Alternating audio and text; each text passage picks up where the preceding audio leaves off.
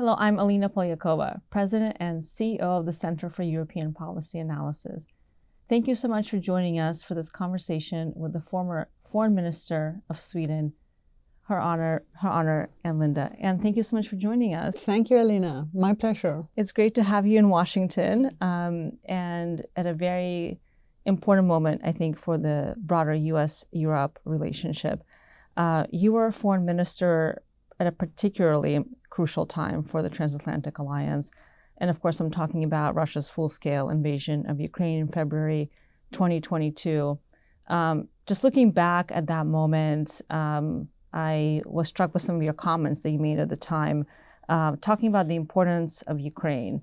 And this is a quote from one of the speeches you did shortly after the invasion, where you said that standing up for Ukraine's sovereignty and territorial integrity is essential for the security of Europe as a whole. And the Russian threat to the European security order will persist for a long time to come. And that was at the very beginning. And of course, we're now more than 2 years in. So I was hoping to have you reflect on that moment. If you can go back to February 2022 when the invasion began, what was that moment like? What were the immediate concerns that you had at top of mind, that Sweden's political leadership had at the top of the mind? Well, thank you. And let me go back a little bit further, because I was chair of the OSCE, the Organization for Security and Cooperation in Europe. And we had a ministerial meeting in Stockholm in December. We had a dinner with all the foreign ministers, and both Minister Blinken and Minister Lavrov was there together with more than 50 other ministers. When Russian minister said, we no longer feel that European security order is working for us. And that was quite a shock, because that has been the order that has been the backbone of the security in Europe for decades.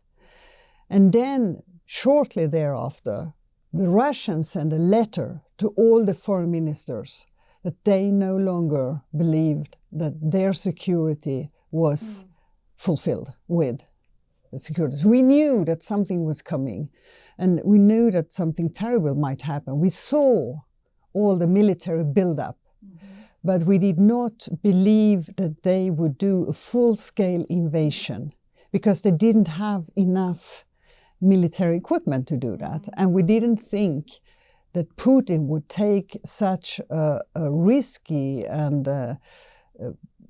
a step that would isolate him from Europe, and he couldn't keep Ukraine for so long. Now he did take that step, and for weeks we have been following nearly on a daily basis what's happening on the borders and so on.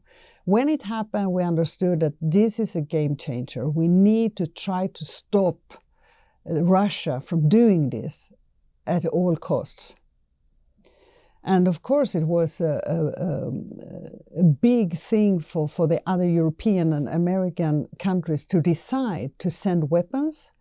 In the case of Sweden, we have been neutral and then military non-aligned for 200 years. That had kept us out of war. Not always in a beautiful way, but it had kept our people safe.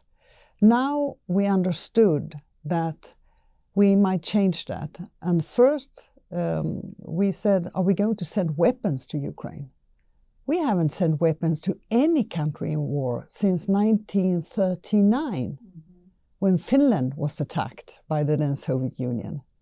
So there were so many things that happened, and it was very intense, but we understand the gravity of what was happening immediately.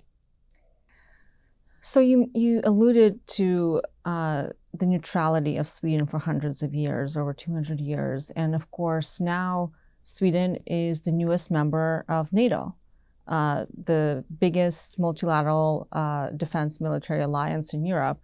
Can you talk a little bit about how that shift happened, not just among Sweden's political leaders, but also among the public?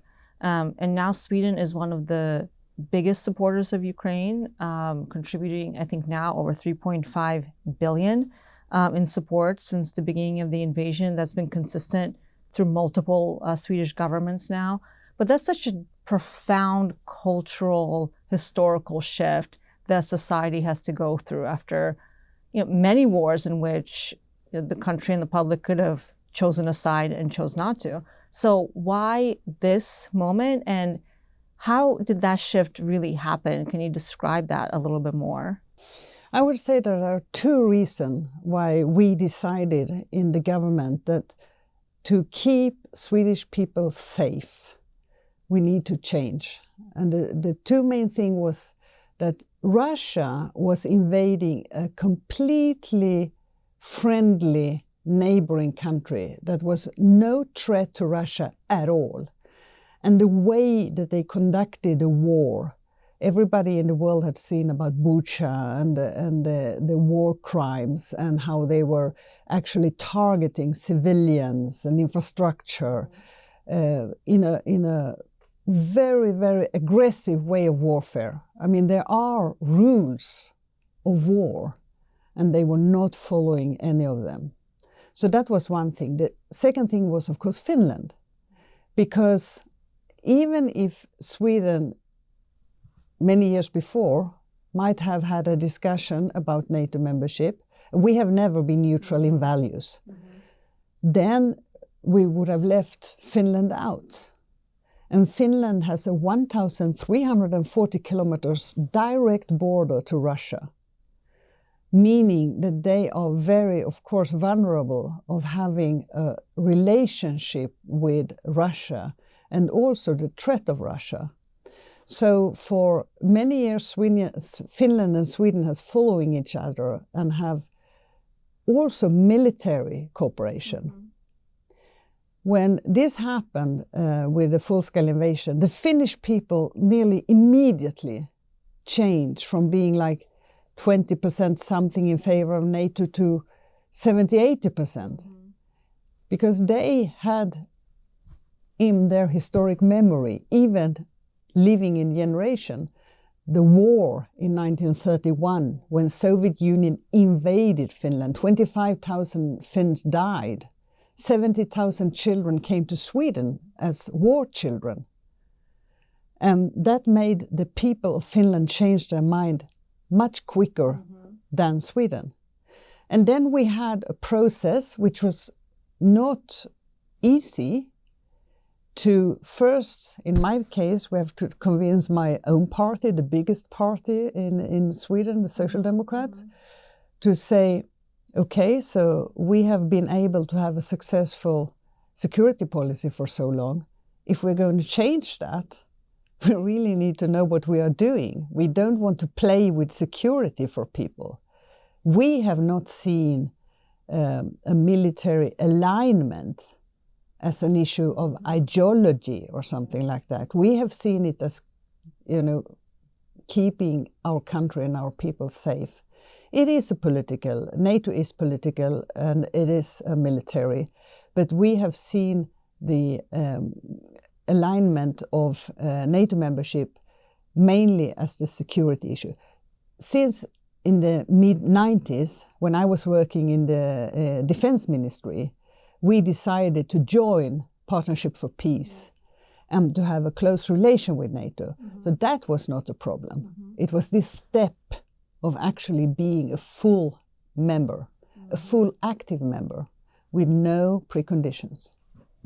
Which is a huge development for the alliance. Now, of course, that Finland joined officially last year and Sweden just recently officially joined. The alliance is also now 75 years old this year. There's, I think, a lot of focus on what's going to happen at the next summit of NATO, which is taking place here in Washington in July. One is a big celebration, of course, of first and foremost Sweden, I think, going from being a partner to ally, but also the enlargement of the alliance. But I think there's also a lot of questions about what this historic summit is going to deliver for Ukraine. What would you like to see this summit do? And what would your preferred outcomes be? And you can speak in a personal capacity, not representing the Swedish government. No, I think it's maybe the most important thing is to get a commitment for a long-term military support to Ukraine. I mean, it has been too much ad hoc. I mean, the fact that the United States was withholding the military aid to Ukraine for 6 months has been damaging to Ukraine. Nobody could say anything else. And to see that political changes in each election will maybe change the will of getting the needed ammunition, and of course everybody is hoping for air defense. My party wants Sweden to send fighter planes, for example. Sweden makes some of the most sophisticated fighter planes in the world. They are good. No, but really, and there is proposal from the Secretary General to have at least 5-year plan with a big budget. And I think that is one of the most important things, to have real unanimity commitment of sending needed material for long term. Well, I think we're all going to be watching very, very closely what the alliance does. And I think from our perspective here at SIPA, we see it as very important not just celebrate the 75 years, but to also have political leaders from NATO member states present a future vision for the alliance. And that future vision inevitably has to include Ukraine, given the kind of security threat to Europe that Russia's invasion of Ukraine means, and what it might mean for a future NATO confrontation with Russia, because I don't think we can rule that out at the current moment, given Mr. Putin's recent renewed mandate to remain in power for another 6 years, and his imperial ambitions for Europe writ large, not just for Ukraine. I want to shift a little bit, because one of your, I think, most important legacies when you were a foreign minister in particular was to advance, I think, what few countries had done in the past, and many have followed since, which is a vision for a feminist foreign policy. Can you talk a little bit about what that means to you and why that was such an important focus area for you during your time as foreign minister?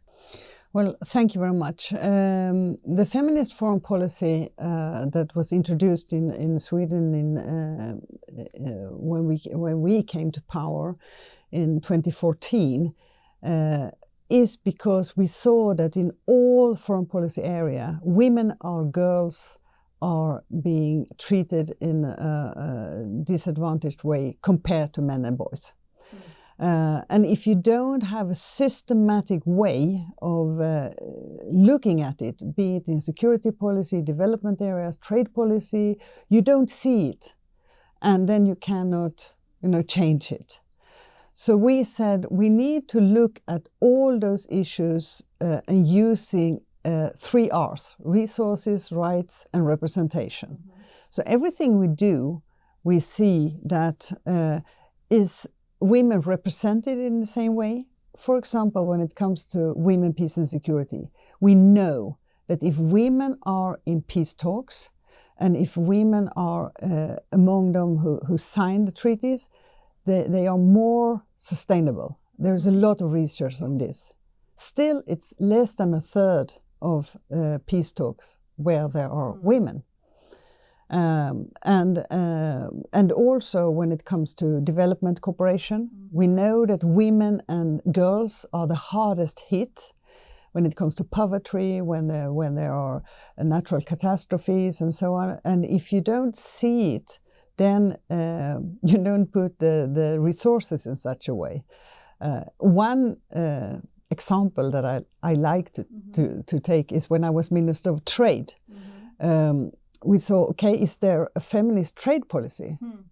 And then it was difficult to see disaggregated data, but we found it when it came to tariff and so on between United States and their trade relation. And we found that a silk blouse for a woman had 6 times as high tariff as an equivalent blouse or shirt for men.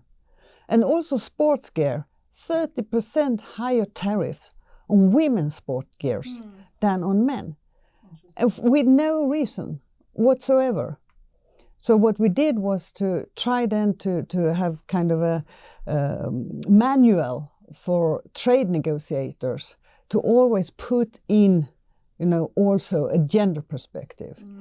And we did it when I was chair of OSCE, we did the same thing. We had 15 missions, military missions, 14 led by men, 1 by a woman. And I asked them to do gender analysis. And they said, why should we have a gender analysis for military mission?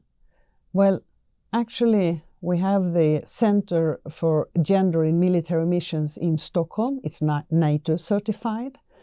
And you could see in situation after situation, if you didn't have a gender analysis, it was weaken your performance.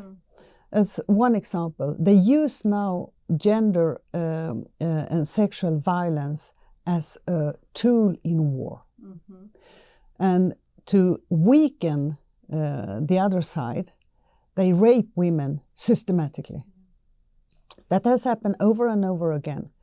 There is in one specific African country where rebels were going to places where the women were. There were no gender analysis, so there were no protection for women. They raped the women. Not only that, they cut off an ear of the woman. So when she came back, she was, kept out of the community. And everybody knows about Yazidi women, what has happened, and so on. And there are numerous examples how a gender analysis is actually strengthening you in the mission and also making it harder for the enemy to use gender-based and sexual violence as a tool in the war, as a few examples. That's fascinating. Since Sweden, under your leadership, ushered through this policy, and I think this vision that you're describing, other countries have followed suit as well. And you're still working on these issues now in your post-government role. Where do you, maybe as a last question, where do you see as the greatest challenges to the kind of, I think, equity that you're describing? One is obviously more research, more of a gender lens, whether that's for diplomats or trade negotiators. But where do you see, I think, the biggest, obstacles to at least, democratic Western countries, if you will, following suit, because not all of them have? I think one of the main reasons why it's now going backwards is the backlash against feminism and gender issues, not the least here in the United States, where you have the question of abortion and sexual reproductive rights of women. So the first thing is that you have to make aware that there is a systematic that the women are systematically being mistreated in all different areas. And if you don't see it, like in the military, they don't see it if they are not making aware of it, then you cannot do anything against it. A thing is that you need to have disaggregated data. It sounds very bureaucratic and boring, but if you don't know that women are being mistreated in this way, or being, like I said, with the tariffs on trade, you cannot do anything against it. So that's one thing. And then it's the word feminism. I mean, the feminist foreign policy in Sweden has been evaluated with the research of Göteborg University. And I like the headline of the report. It's more than a label, not a revolution.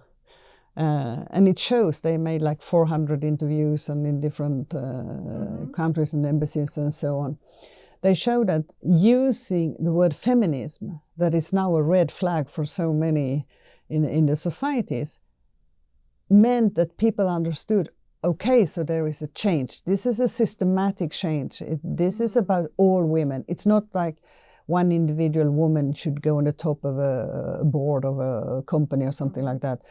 It's something that is for all women and girls that we need to to address because it's a problem.